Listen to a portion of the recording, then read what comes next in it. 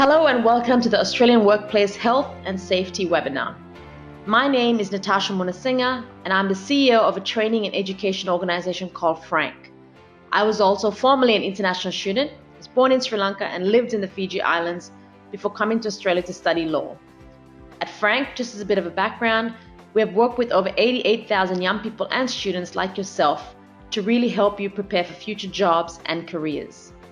Now, in this webinar, you will learn about safety in Australian workplaces and what that actually means. Part 2 looks at how you can keep yourself safe at work. Part 3 covers the responsibilities of your host organization to ensure you're safe. And Part 4 is your safety checklist that you need to think about before starting your work placement. Okay, let's kick on with Part 1. Safety in the Australian workplace and what that actually means. Now, safety is an important part of working in Australia, and there are very strict laws to ensure you are safe. You have the same rights to safety as all other workers in Australia. Please remember that. The Australian law states that your host organization must do all that they can to make sure your job does not hurt you or make you sick. This law is called Occupational Health and Safety, or OHS in short. The organisation that is responsible for ensuring we all have safe workplaces in New South Wales is called Safe Work New South Wales, and that's their website on screen. Now, why should you care about health and safety in the workplace? Well, whether you realize it or not, your workplace can actually be quite unsafe, especially as it will be unfamiliar and new to you.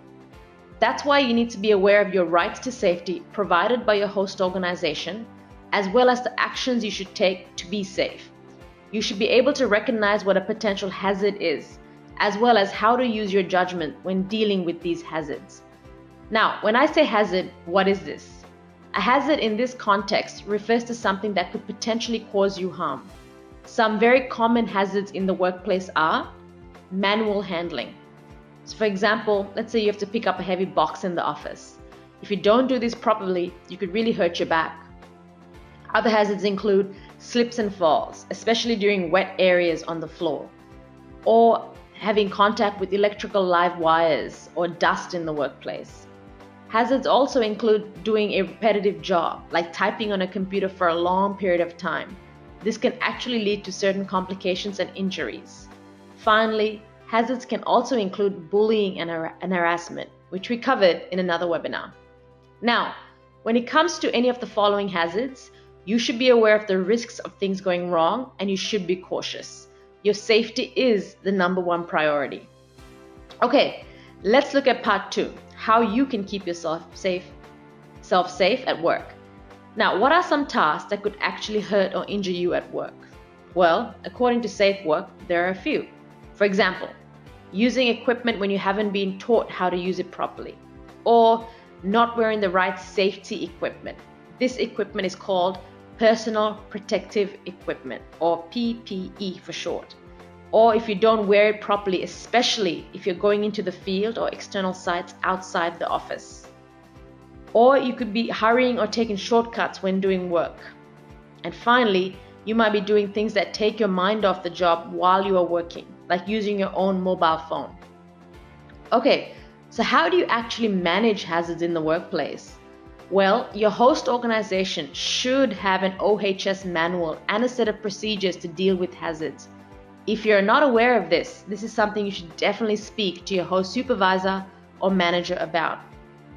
Now, essentially to manage hazards, it's a 4-step process.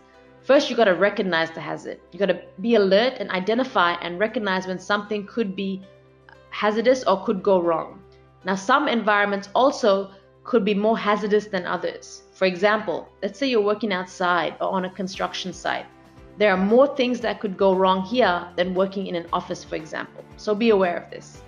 Step 2 is to assess the risks, understand what could go wrong and the potential for stuff going wrong.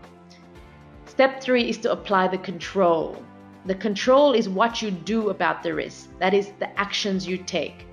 You want to find out the ways your organization has stated to manage the hazard. For example, if the hazard is lifting heavy boxes, maybe your host organization states that at least 2 people need to do this, or that the task needs to be done by a specialist.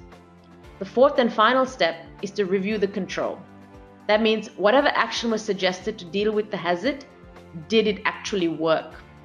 Or does it need to be changed or amended?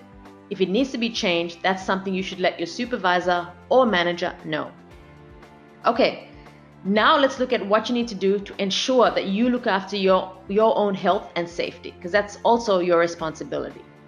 Now, if you're asked to do a job or carry out a task at work, you must ensure that you are well enough to do the job, fit enough to do the job, not be under the influence of drugs or alcohol while at work, and do the work for as long as it's reasonable. So if you feel it's not safe or could hurt you, you have the right to refuse to do it. Alright, now let's look at emergency situations at the workplace. You may experience these situations during your work placement. Your workplace will have an emergency plan. Ensure you're aware of this emergency plan as well as the person to contact in case of an emergency. Now, emergencies include fires, medical emergencies, hazardous chemicals, and even natural disasters. One of the more common emergency situations is an evacuation procedure, where you need to evacuate and leave the building when you hear the fire alarm, for example. Never ignore these emergency situations. Treat them as real. You may also be trained at your workplace on how to deal with emergencies. The important point here is that you should treat all emergencies as serious and follow the emergency procedures in place at your host organization. Okay, now what should you do if you're not sure of the task or whether it's safe for you? Well, in Australia, the law says you have the right to ask questions about the work you have been asked to do. You also have the right to refuse work that you think would hurt yourself or anyone else at work. Speaking up is your right, and you cannot get into trouble for this. You can also ask your supervisor or manager, or you can speak to the person in charge of your occupational health and safety at your workplace.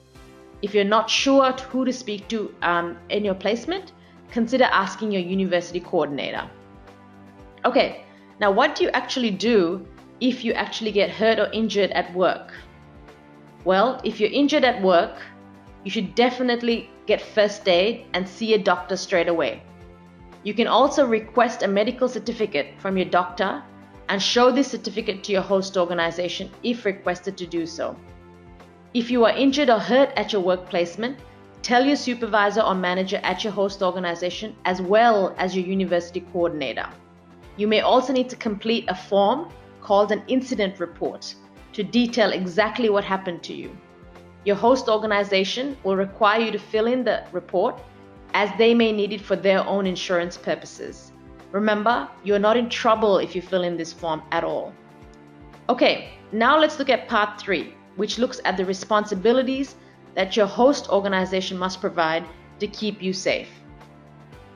Just as you have a responsibility to look after your own health, they also have the same responsibility to keep you safe.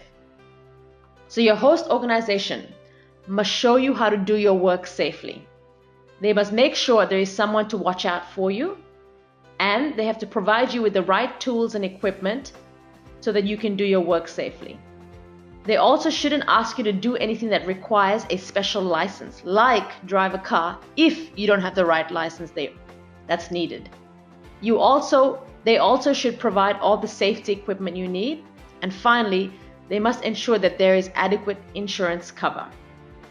Okay, that brings us to the fourth and final part to this webinar, your safety checklist, things you need to keep in mind before starting your work placement. So here's a little bit of information. You want to ensure someone has shown you how to do your work tasks. You also want to ensure you know the person at your host organization who is responsible for your health and safety and to whom you can ask for help.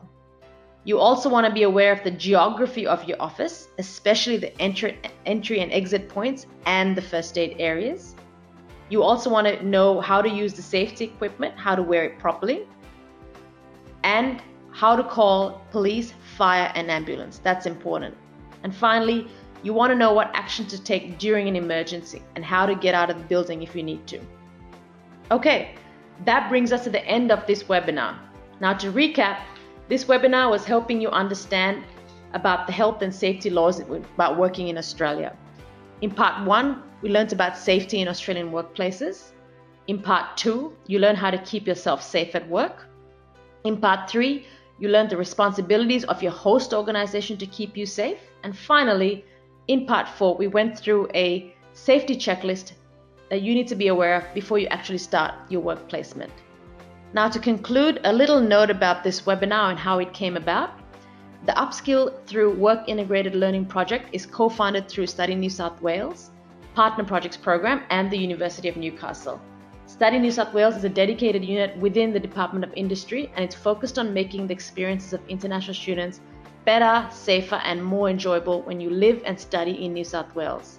Study New South Wales supports partner projects that align with its objective and are jointly funded and delivered with organizations in the international education sector.